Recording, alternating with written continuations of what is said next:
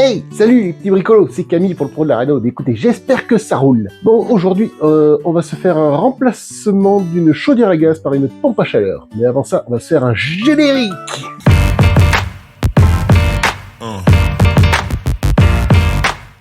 Si t'es nouveau sur la chaîne, n'hésite pas à liker, partager, t'abonner, qui aide la chaîne à se faire connaître. Et moi, je vous en remercie vraiment pour tout ça, c'est hyper cool. Alors, ce qu'on va virer, c'est ça. Alors ça, c'est une chaudière à gaz. Elle est morte, le corps de chauffe est percé, on peut rien faire. Le client a dit, on la vire. Donc, on a proposé plusieurs solutions. Il y avait le remplacement, par une chaudière échange standard. Après, on a réfléchi à une pompe à chaleur hybride, donc alimentée avec le gaz et tout, parce que comme il y avait le gaz, on avait peut-être envie de le conserver. Et ça rentrait pas dans le budget, donc du coup, on a choisi ça, une pompe à chaleur. Donc c'est une pompe à chaleur de chez Atlantique. Donc si tu veux la ref. Voilà, donc on va mettre ça, on va mettre un kit de zone. Donc on va mettre le kit de zone parce que il alimente, on est en planche chauffante dans cette maison. Et il y a un étage à rez-de-chaussée. Le rez-de-chaussée, c'est les pièces de vie et tout. Et à l'étage, il y a les chambres. Et pour chauffer à 2 températures différentes, du coup, on met un kit de zone. Comme ça, il fera tout douillet dans la chambre et bien chaud dans le salon. Quand tu seras dans ton canapé à regarder le pro de la réno. Il y a quelques précautions à prendre quand tu fais du remplacement de chaudière gaz. Ce que je te conseille, moi, c'est de couper le gaz. Parce que si tu débranches le raccord et que tu arrives... tu coupes le gaz, tu coupes l'eau, tu coupes les lecs, tu coupes tout. Le plus long, après, c'est de vidanger toute l'installation de chauffage. Là, il y en a pour... Et après, on se déposera la chaudière ensemble, et puis on mettra la PAC. Donc, il faut analyser d'abord tes réseaux avant de tout déposer, tout débrancher. Donc ça, c'est mon arrivée générale de gaz. Ça, c'est l'arrivée générale de flotte. Et après, les lecs, tu vois, c'est les câbles qui sont là. Donc, j'ai coupé le jus. Tu vois, la chaudière, si j'appuie sur le bouton, et il n'y a plus rien qui s'affiche. Tu vois, là, j'ai la ligne générale de gaz. Le tuyau, il part là. J'ai un tuyau qui part en sol. Juste là, ça c'est pour la plaque de cuisson. Et mon alimentation de chaudière, c'est ce tuyau-là. Et tu vois, j'ai une petite vanne ici. Donc ça, on ferme. Comme ça, je peux débrancher ma chaudière en desserrant cet écrou ici. Après, peut-être que je reprendrai le tuyau, que je le condamnerai ici en fermant la vanne que j'ai là. Et pour éviter qu'il me gêne et qu'il prenne moins de place, que le client ou quoi se tape pas dedans, parce que la chaudière, elle sera plus là, la pompe à chaleur elle est fixée au mur, donc le tuyau risque de gêner. On va déposer ça.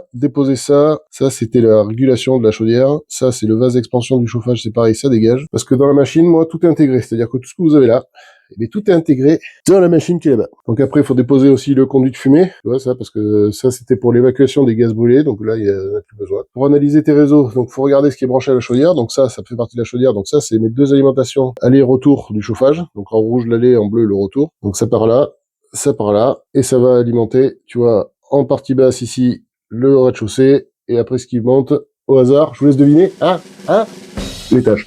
Bravo! Et après, ça, c'est mes deux tuyaux sanitaires pour l'alimentation de la maison. En bas, je crois que j'ai une petite nourrice. On la voit pas bien, là, si tu la vois là, derrière, là, tu vois, il y a les PER. On vidange le chauffage, et après, je vous reprends pour démonter tout ça.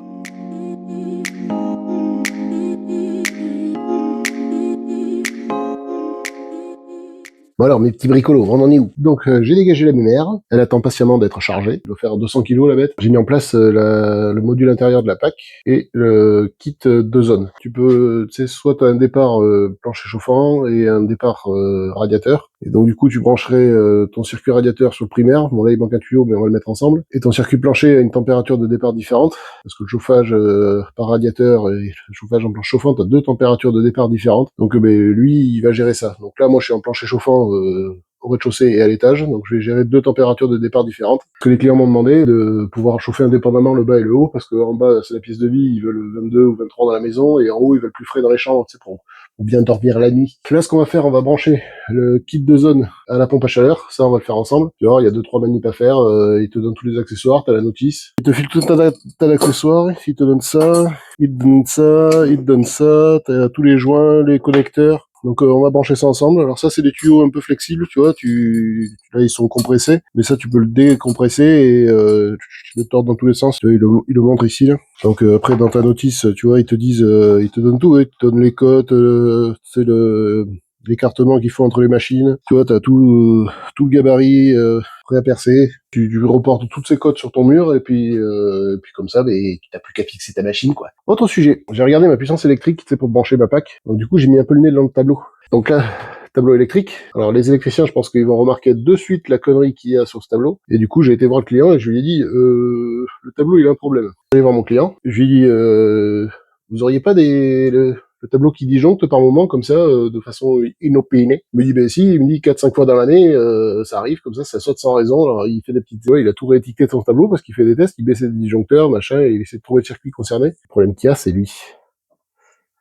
Parce que lui, il est tout seul. Et il protège... Il protège tout ça. Donc, je te ferai une autre vidéo là-dessus. Mais là, je t'en parle parce que ça fait partie aussi du projet pompe à chaleur. Mais je te ferai une autre vidéo là-dessus et je t'expliquerai le problème, le pourquoi, du comment et de qu'est-ce qui va pas. Bon, allez, on continue de se brancher cette petite pompe à chaleur de chez Atlantic. Bon voilà, t'es devant la bête. Ça, c'est déjà pré-câblé. Donc, ce qu'il faut faire dans un premier temps pour brancher le kit de zone, il faut récupérer le circulateur qui est là. Donc ça, c'est une pompe qui te fait circuler l'eau dans le chauffage. Ça, faut la sortir de là, et faut la mettre ici. À la place de ça, là. Vous rigole, je me tords dans tous les sens. C'est pour ça qu'il manque un petit tuyau. Atlantic, ils vont pas te filer une autre pompe pour mettre à ce temps-là, alors qu'il y en a déjà une là qui fonctionne très bien, tu vois. Et que c'est la même. Donc c'est pour ça, on récupère cette pompe. À la place, ils te donnent un tube, que je sais pas où il est d'ailleurs. Il est où ce tube? D'où le tube? À la place de cette pompe, on vient y mettre ça. Donc c'est un... Voilà. Il te donne la longue vue là, et donc tu vas mettre ça à la place. Donc ce que tu fais là, je vais débrancher la pompe, je me marque à l'intérieur de la machine, tu vois, qu'elle est bien sur le Vorni X12. Niveau technique, si j'ai pas un CP, j'oublie. Au moins je sais que c'est débranché là. J'ai sorti le câble, tu vois, je l'ai débranché, il y avait un connecteur, tu vois. On sort le petit câble de là-dedans. Alors on sort la pompe. On va desserrer d'abord en dessous aussi. She's going up, up, up,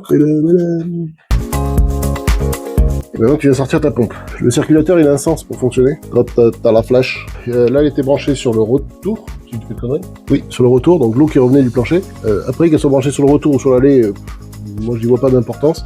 Mais donc là elle était branchée sur le retour, par contre là elle va être branchée sur l'allée. Donc tu fais attention à bien respecter le sens de fonctionnement de la pompe. Le départ c'est ce qui part au plancher et le retour c'est ce qui revient de ton plancher qui rentre dans la machine. Donc tu vois ils ont prévu un petit raccord qui va bien là. Tu reprends ta pompe, tu vois au fond il y a le schéma, il y a des flèches, c'est mon retour, ça c'est mon départ, ça c'est le retour du deuxième circuit et ça c'est le départ du deuxième circuit. Petit joint que Atlantic te fournit, hein. Donc ta flèche, départ, flèche vers le bas, donc flèche vers le bas. Ensuite il te donne ça, donc ça c'est pour attraper l'écartement entre le trou de sortie et le raccordement de la pompe, parce qu'en dessous là, ici t'as une plaque de bridage qui vient te tenir les tuyaux, tu vois, que ça bouge pas dans tous les sens. Donc ça on dessert la plaque de bridage, on avance un petit peu, on glisse la tubulure, ensuite on vient mettre ça sous la pompe, on remet la bride, tuyau bouge plus, donc après à la place de ta pompe, tu vas mettre ce raccord, tu reprends un joint, tu glisses la tubulure dans le trou, et à la place de ta pompe, tu as un tube direct, il est flexible. Tu vois, il vient de se brancher entre là et là. Donc l'écartement qu'il te donne, t'as un mini et un maxi, c'est en fonction de ça en fait. Pour que tu aies la place de pouvoir les cintrer, les mettre comme t'as envie. Tu vois, regarde ça, tu les étires, voilà. Tu vas les étirer, et après tu les branches là. Donc ça t'en tes joints. Pour celui du bas, celui du haut, il n'y a pas d'importance. Hein. Tu viens le cintrer un petit peu, le mettre en forme pour qu'il aille bien se mettre sur notre raccord. Tu glisses le joint, et ensuite le deuxième. C'est tout. Donc après on se fera les lecs. Alors ça je le ferai tout à la fin. Donc je te reprendrai plus tard dans l'installation, le processus d'installation. Alors c'est pareil sur ce chantier là, je vais faire un plancher rafraîchissant, c'est pour l'été. Alors attention, plancher rafraîchissant, c'est pas de la clim, ça rafraîchit. Et ça apporte quand même pas mal de confort. Hein. Je l'ai chez moi et t'arrives à faire un abaissement de 6-7 degrés, tu vois, par rapport à la température extérieure. Mine de rien, des fois c'est pas mal. Donc là je t'ai montré comment on équipe. Tu vois le kit de zone, comment on le raccorde à la machine, et maintenant on va faire les tuyaux. Je vais faire ça en tube cuivre, soudé, cintré et tout, donc ça va prendre du temps, parce que là l'installation est quand même propre et je veux respecter ça. Puis c'est chez des clients qui me font travailler beaucoup et que j'aime bien, hein, et ils prennent soin de moi, donc je vais prendre soin d'eux. Donc ça, comme t'as compris, c'est ma pompe de premier circuit, on va appeler ça le circuit primaire, qui va alimenter le rez-de-chaussée. Donc je vais faire deux tuyaux qui vont partir, crac, ils vont tourner comme ça, ils vont passer là, et je vais venir me brancher ici, sur le départ du rez-de-chaussée. Donc toute cette partie-là, là, tout ça j'enlève. Et après, le deuxième circuit, il va partir là, tourner par ici, et venir se rebrancher sur des cuivres que je vais reprendre de plus haut, qui vont venir se brancher là. Et après, j'ai ici, ça c'était le remplissage du chauffage. Pareil, je vais faire un tuyau qui va venir et qui va se rebrancher sur le retour d'un des deux circuits. Alors je vais essayer de faire sur le circuit primaire. Entre la préparation, la mise en place des colliers, les soudures, le machin, le truc, j'en ai quasi pour une journée. On va essayer de faire des jolis tubes et tout. Allez, on y va! Donc j'ai préparé mes 4 raccords ici. J'ai démonté les anciens tuyaux, recoupé les tuyaux qui partent à l'étage. Ça c'est mes tuyaux qui alimentent le plancher du haut. Coupé. débrancher ici. Ça, c'est mes 2 tuyaux là ici qui alimentent le plancher chauffant du bas. Donc là ici, tu as le kit de zone. Donc c'est la boîte blanche que je t'ai montré où on a branché la pompe tout à l'heure. Le sens de l'eau, donc ça, c'est ce qui revient du plancher chauffant. Ça, c'est le départ de la chaudière. On part de la chaudière. Je mets une petite vanne de coupure que si jamais il y a un problème pour intervenir sur la pompe à chaleur ou le kit de zone, on ne soit pas obligé de vidanger toute l'installation parce que là, tu vois, il y a eu un problème sur la chaudière, j'ai dû vidanger toute l'installation. Et remplir un plancher chauffant, c'est pénible. Et après, je pars à mon plancher chauffant du rez-de-chaussée. Donc ça, c'est ma zone 1, donc le circuit primaire, celui qui est le plus élevé en température. Et ensuite, mon eau revient du plancher chauffant, on passe par-dessus le truc, une petite vanne, pot à bout, pour ça j'ai marqué PAB, une deuxième petite vanne, et je reviens. Donc zone 2, ma température de départ de chauffage la plus faible, qui va alimenter mes chambres. Donc pareil, départ, une vanne, que s'il y a besoin d'entretenir ou d'intervenir ou quoi que ce soit, on puisse isoler le plancher de la pompe à chaleur. Ensuite on remonte, et après on revient du plancher chauffant, tac, vanne, pot à bout, vanne, crac, crac, et je rentre dans la machine. Et après ici, on a l'eau froide, avec le remplissage, une vanne, le disconnecteur, une autre vanne, et on vient se brancher sur un des 2 retours de chauffage. Donc qu'est-ce que c'est que le pot à bout et le disconnecteur? Voilà, moi j'installe ça. Alors c'est un filtre qui vient capter toutes les limailles de fer, toutes les bouts de chauffage. Donc c'est pour ça que tu as une vanne avant, une vanne après, parce que ça tu fermes, tu ouvres le petit bouchon, tu nettoies ce truc, et ça évite que ton plancher chauffant ne s'emboue trop vite. Pareil, surtout, c'est hyper important, c'est surtout quand tu as un chauffage central, parce que l'acier produit vachement de boue, de limailles, de machin, de trucs. Et ça vient tout capter, ça. Donc, au lieu de faire un entretien, mettons, tous les 5 ans, tu feras peut-être que tous les 7 ou 10 ans, tu vois. Puis c'est un élément, je crois, même qui est obligatoire maintenant sur le chauffage.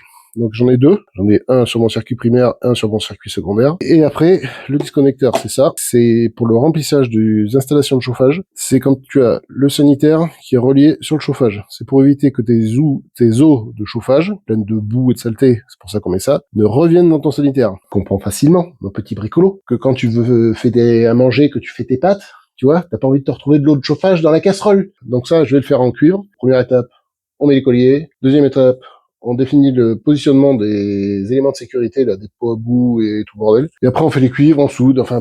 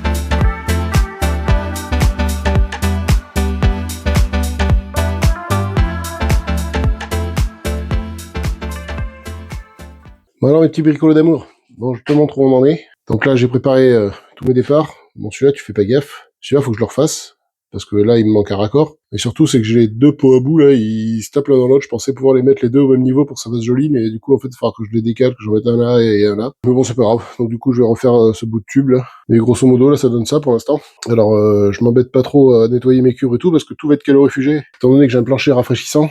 Faut que je calorifie tout parce que sinon quand le truc il va envoyer de l'eau froide avec la chaleur ça va condenser et les tuyaux vont goûter. En termes de temps là ça fait 6 heures de taf je dirais. Bon allez mes petits bricolos, je vous dis à une prochaine, surtout si ça t'a plu n'hésite pas, tu likes, tu partages, tu t'abonnes, petit commentaire si t'as des questions. Allez à plus mes bricolos, à demain, ciao.